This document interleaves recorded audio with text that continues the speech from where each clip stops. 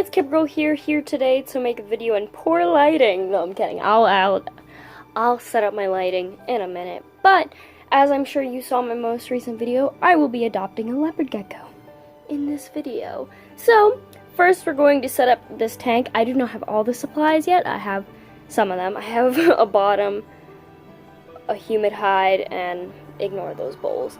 I just put them there because I didn't know what kind of water bowl I wanted to use, and I did end up deciding I'm not going to use any of those three because the leopard gecko does have metabolic bone disease, so I'm going to use a lower dish that will be a bit shallow, so I'll have to refill it more often, but he'll be able to drink out of it. By the way, I do not know what gender this gecko is. I'm going to call him a him, it a him. So yeah, a couple other plans. I plan on putting the warm hide right here, humid hide right here. It's a honey ham container, or I might put the humid hide right here, and then I want to get either a piece of cork or a piece of wood, something for right here to be the cool hide, and yeah, so I'm really hoping that this will work out well for this little gecko. This is too small for a full-grown gecko, and this gecko is full-grown. It's more like a quarantine setup, which I clearly have to clean. I just want to see how his mobility is and if he can move around properly, and by having him in a smaller enclosure, it'll just be easier to monitor him, clean him, do all that. And I'm hoping, I don't want him to not be able to move around and then him end up like in Augie's enclosure, which I do hope to end up upgrading this leopard gecko to, like, food and water's over here, and then he ends up in this corner and can't move fast enough to get there. That's kind of my main concern. That's my cat currently. So yeah, let's start cleaning this up. And this is very much a temporary setup. I'm just putting that out there.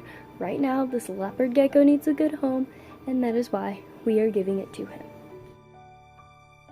Okay, so I just wanted to chit-chat with you guys as you watch me clean this out. So, this 10-gallon tank is oftentimes used for furry animals, so there was a lot of aspen shavings left in here that I had to clean out, and I struggled with. This tank is actually pretty old and has a lot of scratches along it, so if it doesn't end up looking pretty by the end of this, I do apologize. That is why it's all scratched up. I ended up having to use a little brush, yeah, there's the brush, to get up all the dust, and then I had to use a little box to get it all up, and I ended up using a salt and vinegar and water solution to clean it, which is non-toxic, and it actually cleans up glass really well. And then I actually went through with water afterwards and cleaned it up some more, just to make sure it was sterilized and good for this leopard gecko.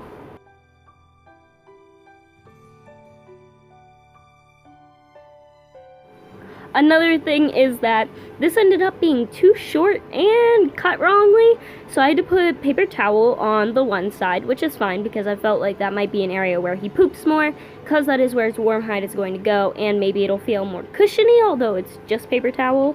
I ended up cutting a hole in the front of this little Tupperware container and cutting some paper towel to size to fit in there.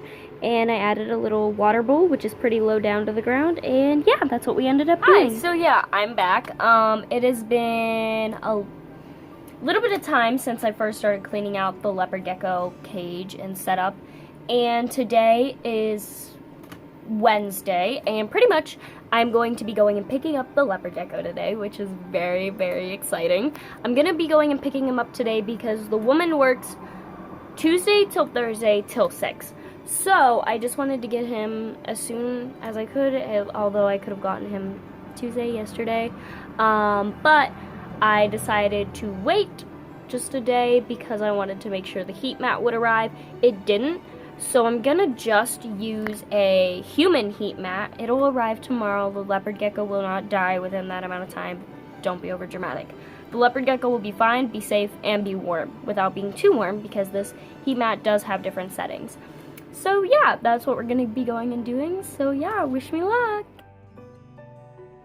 Okay, so I ended up filming this with me talking, and I ended up being very nervous and explaining it really wrong because he was very squirmy, and I was very nervous about holding him because animals who are in stress me out. So anyways, I'm just gonna explain what happened.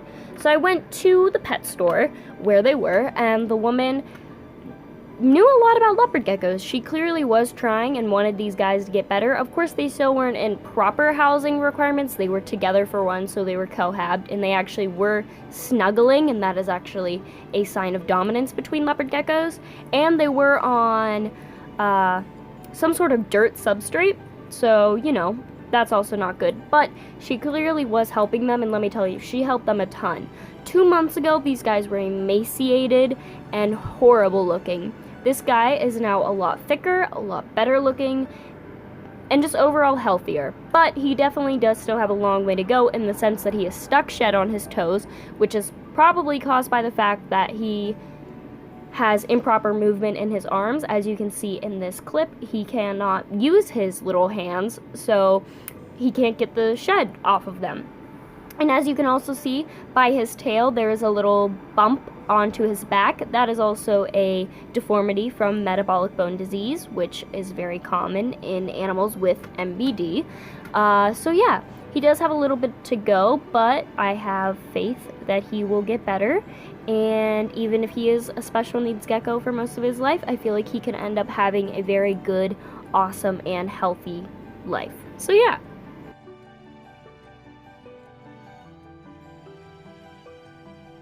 I do plan on putting him in a nice warm water soaking later, but right now he is pretty stressed out, so I've been leaving him alone. He is a beautiful blizzard leopard gecko, which is his morph name. He is just stunning, and I'm obsessed with him. I do not know his gender, still calling him a him. I will check that out later and take a photo and post it on a leopard gecko Facebook group to confirm what he is, because I don't know how to sex them properly, so yeah. I'll give you guys updates soon. Anyways, if you like this video, like and subscribe. If you didn't, then goodbye!